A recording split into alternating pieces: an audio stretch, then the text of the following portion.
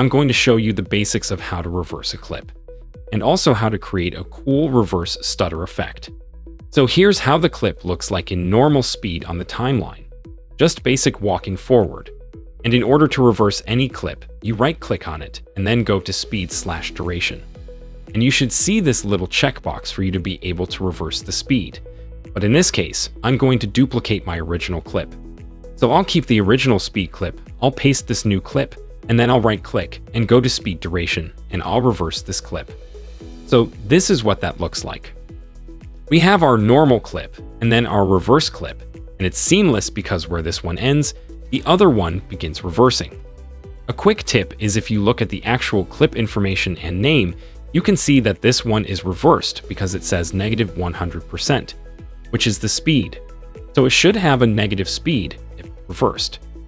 So the basic clip reverse you can see is pretty simple.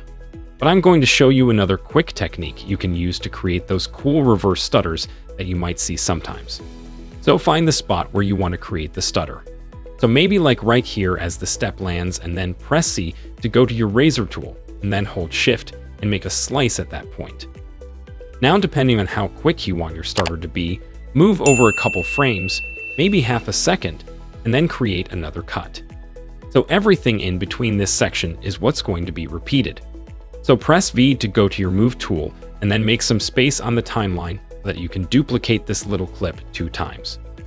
So a quick trick to duplicate things: if you hold Option or Alt on the keyboard and click and drag, you should see it'll make a duplication. Or you could just go the classic old school way, Command C, Command V, or right-click, copy, right-click, paste. So now that you have 3 duplications of the clip, you want to take the middle duplication and then right-click and go to speed, duration, and reverse that middle clip. And that's what's going to create the stutter. Also remember, if you have any sound or audio tracks that you want reversed to, you got to make sure those are highlighted. And let's play that back and see what that quick stutter looks like.